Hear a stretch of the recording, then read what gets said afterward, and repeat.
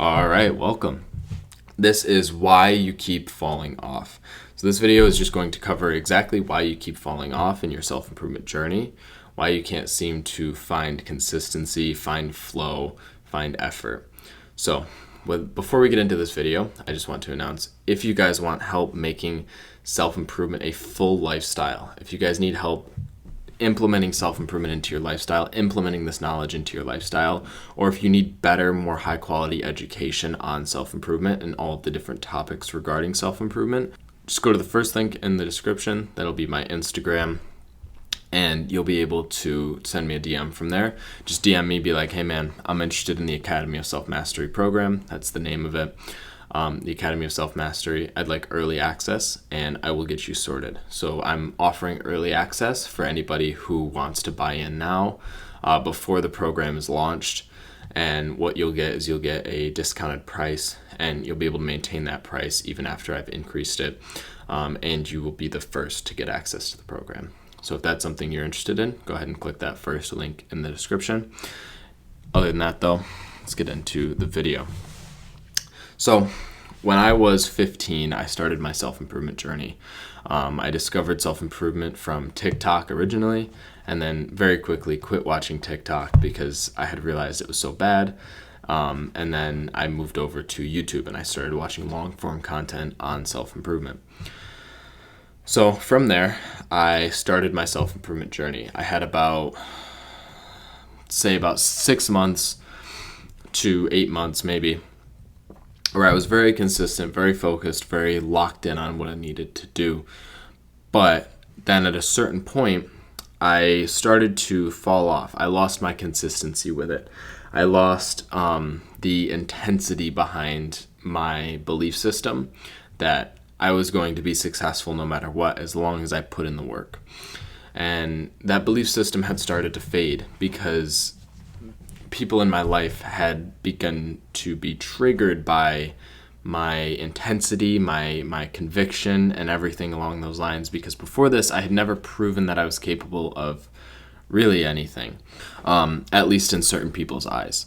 And so when I started to speak as though I was going to be this great success, that triggered a lot of people.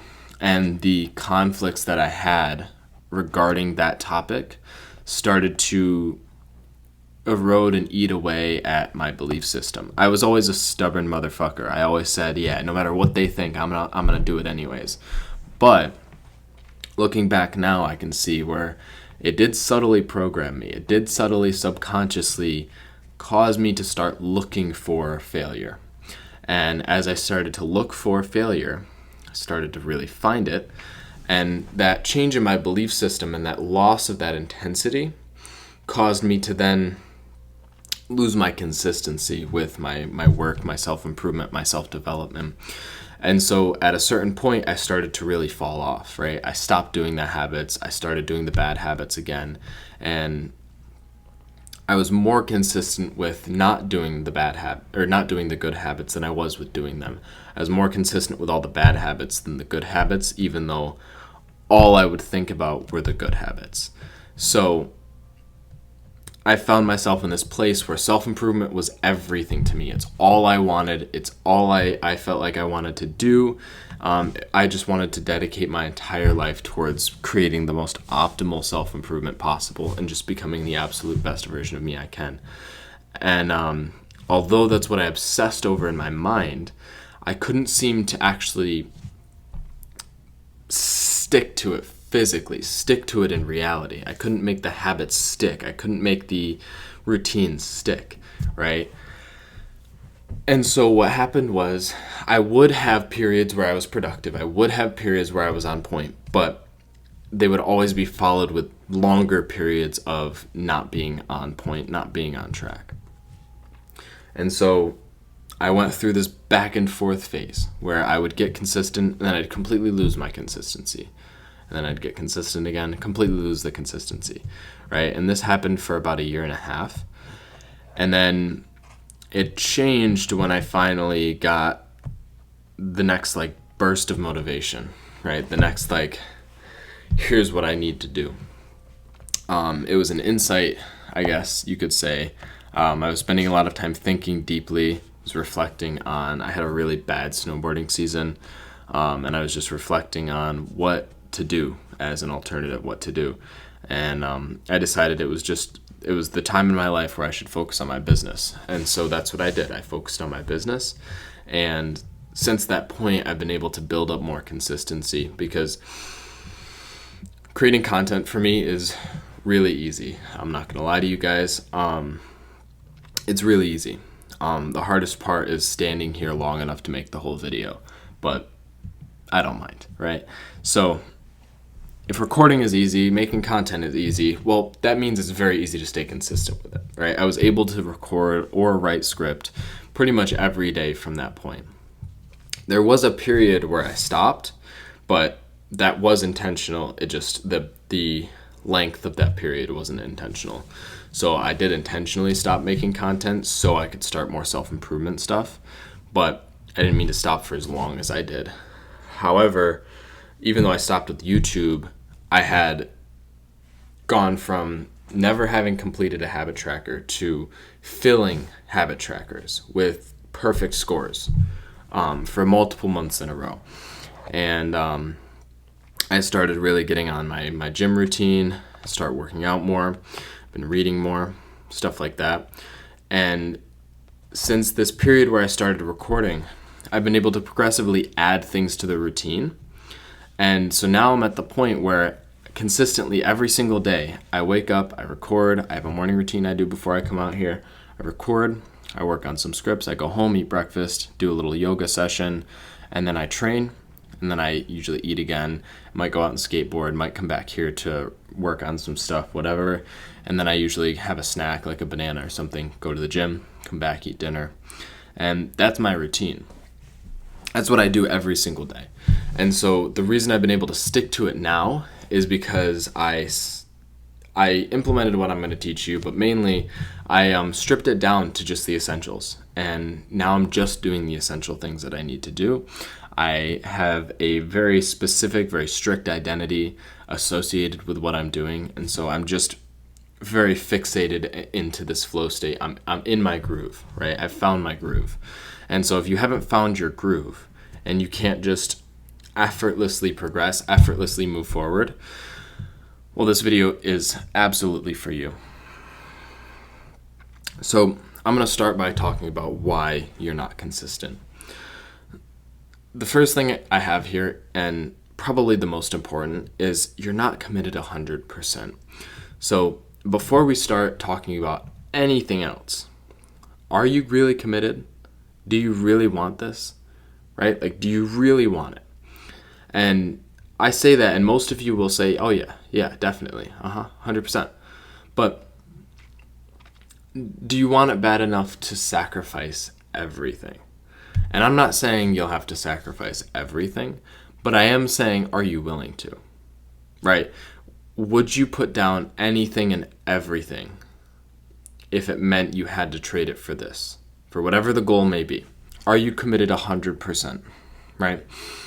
And committed 100% for most of you is impossible. Because to be committed 100% means 100% of your efforts, energy, and your time is spent moving towards this goal. Right? 100% of your mental energy is dedicated towards this goal. 100% of your being is dedicated towards this goal. So everything you work on, everything that you do is based on achieving this goal. So can you really say you're committed 100%? No, you can't. Of course not. But why aren't you committed 100%? And that's just because you have distractions. You have other things that you want a little bit more. And so you need to identify this. You need to identify why you might not be actually committed. And you need to identify what it is that's a little bit more desirable than your goal, and therefore causing you to not commit, not go all in on this goal. And so you need to be 100% committed. You need to be all in, right? If you're not all in, you won't be able to make the changes necessary in order to achieve the goal. So the next thing is you haven't fully let go of your old self. So you want to become somebody new. You want to achieve something new, but you're still attached to who you are right now. You're still attached to the things you do, your daily routine, maybe the belief systems that you have. You're attached to them. You haven't fully let them go. And so therefore you're not able to change and transform. And so every time you try to get consistent, but you're faced with resistance, you revert back to the old self because the old self never had to deal with that. Right? It's easier to stay as the old self. And same thing with being committed 100%. If you're not committed 100% and you're faced with some resistance, well, I don't know. You know what I mean? But if you're committed 100%, then there's no question in your mind. There's no doubt in your mind. Whatever it is you face that may be difficult or challenging, you're ready to penetrate right directly through it. And so you need to be committed 100%, and then you need to let go of who you currently are. And both of these things will allow you to completely destroy the current limitations that you have and therefore move through that resistance. And the last thing is you just lack discipline. You can do it when you feel motivated, but then as soon as that motivation fades, you stop and you fall off. And so that is a matter of developing discipline. You need to learn how to do things no matter how the fuck you feel. Right? It does not matter how you feel. It matters what you do. All right? Yes, there's reasons you want to be motivated. Yes, there's ways to stay motivated. A lot of people say, yeah, motivation's a myth. Motivation's a lie. Well, it's not going to get you to your goal. No. But there are ways to maintain it. There are ways to stay motivated while you're working towards the goal. But it is impossible to always feel like doing the work. That is a guarantee. That is a promise that I can make you. It will not happen. You will never 100% of the time feel like doing the work. So you have to learn how to do it even when you don't feel like it. Because otherwise, you won't be able to progress. You won't be able to stay consistent long enough to see any real results. And that is why you can't stay truly consistent. The reason you fall off is just because you get faced with this period of time where it's difficult to do the work. And if every time it's difficult to do the work, you stop doing it, you will never be able to progress. You will never be able to make real change in your life. And I can promise you that. If anybody here changed their life just because they felt like it for a couple days, let me know. But it's very unlikely. What's likely is that you got motivated, started, and then the motivation tapered, but you stuck to it anyways, and then you saw the progress, you saw the results. So, next section is how to change your identity to change your life. So, you can't stay consistent until it becomes who you are, right? So, I could not stay consistent on YouTube or my training even though it was a deep part of me.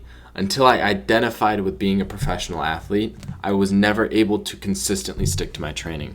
Until I identified as a YouTuber, I wasn't able to make videos consistently. And I didn't really like my videos either.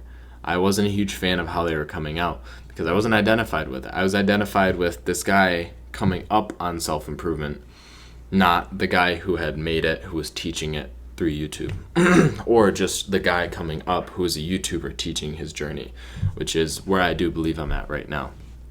I don't believe I'm there. I believe I'm on my way there, and I'm teaching my process as I do it. So you need to become the person who is consistent. You need to become the person on self-improvement. You need to become the entrepreneur. You need to become the YouTuber, right? That way, when you are consulted with the question of do I continue or do I fall off, your answer is always, well, then who am I? Right? I ask this every time I'm questioning what to do. Well, who am I? All right? Am I some failure, loser who cannot get his work done? Or am I an entrepreneur? Am I a YouTuber? Right? Am I consistent? Right? I have this evidence to back that I've been consistent recording videos for I think I've recorded every day for like the last week or something like that, which I never used to record daily. I'm kind of liking this flow. It's less time each day, but it's obviously more days a week. I used to record in a bundle, so I'd record like 7 or 8 videos in one day, and then I'd do that every like 3 or 4 days. So anyway, I whenever, for the last like week or so, I've been consistent every single day. But whenever I would come up on, a point where I'm having a difficult time, or I don't want to record, or whatever, something comes up, what I do in those moments is not ask, well, what do I want to do? What do I feel like doing? What makes the most sense? It's, who am I? Right? Because that question, if you've cultivated the right identity, will always bring you back to exactly what you need to be doing in that moment. Right? So if I am an entrepreneur, or I am a disciplined, productive person who has control of his schedule, well, naturally, I'm going to just follow my routine. If I am a YouTuber and an entrepreneur, well, I'm going to show up and do the recording, right? That's just what makes sense. The entrepreneur doesn't stay home lazy just because he didn't feel like it today, right? Same thing with being an athlete, right? If I do this a lot. If I'm questioning myself on a new trick that I want to land, right? I'm like, oh, that one's difficult. I don't know if I can land it. Well, who am I? Oh, right. Duh. Of course I can land it.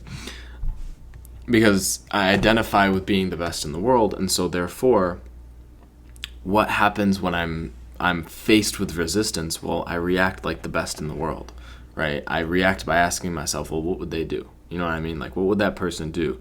Well, the best in the world, while they're on their come up, while they're training, while they're developing themselves, they're going to probably fall and eat shit 1,000 times over, right? The best in the world is the one, not who's the best at landing the trick, but who's the best at eating it and getting back up. Put that on a shirt somewhere or something, I don't know. But the best in the world is going to go through this phase where they're facing the resistance of all of the tricks they want to learn but don't know how to do yet and can't do yet. And they have to be willing to push through that, right? The best in the world is going to be the one who's willing to take the most hits, right? Who's going to be willing to fall the most. And who's going to be the best at falling without reacting, right? Who's going to be able to fall and just get right back up and analyze, not react. Does that make sense? You want to observe, not react. If you can observe yourself in the progression in that moment, instead of reacting to a failure, then you can progress, then you can move forward. So in these moments, you ask, who am I?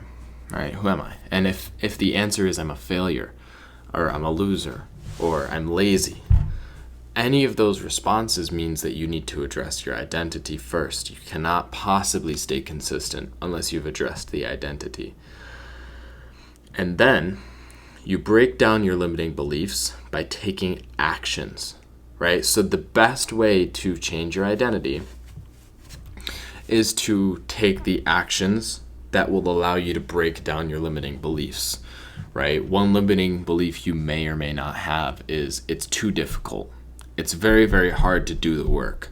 Well, the way you would go about breaking down that limiting belief is by taking action on the work. Do the actual work and prove to yourself it's not as bad as you think, right? Do the work with the intention of proving that it's easier than you think it is. And therefore, you'll break down each of these limiting beliefs to a point where you now don't limit yourself. Anytime you do limit yourself, you immediately take action to break that belief down. And the last thing is repetition and programming the mind. So essentially, you just need to practice the repetitions of living the right lifestyle. So if you have one day where you're doing it all perfectly and 3 days where you can't, well, think about it like this. Each of those 1 days where you're successful is a repetition, right? So if you just continuously make repetitions, right? Continuously put in the repetitions in order to become the person you're trying to become. And you focus on programming the mind to believe in it, right? So you look at the mind and its belief system, its thoughts, its patterns, and you program it, intentionally direct it towards what you want to achieve, not what it wants to achieve. And then you continue through the repetitions to get into that flow and make it a sustainable state of living, right? So the next section is mindset. So when you break your rules for yourself, you're telling your brain that it can slack, And therefore you'll slowly taper off. So I read that very, very weird, very slowly. When you break your rules for yourself, you tell your brain that it can slack, and then you will slowly taper off. So when you break the rules that you've set for yourself, so if you set a rule for yourself, let's say no phone after 9 p.m., that's the rule you've had for yourself. And then that night or the next night even, if 9:15 rolls around and you pull out your phone for something.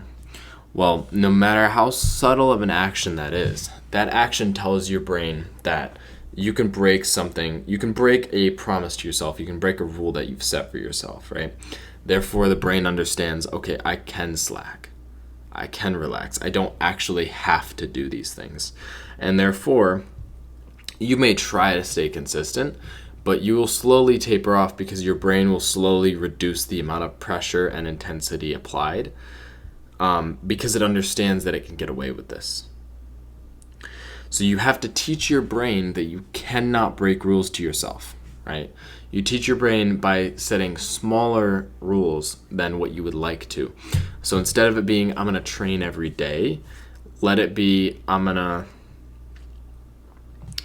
say I'm going to wake up 15 minutes earlier every day. Or when I wake up, I'm going to go outside and get sunlight every morning.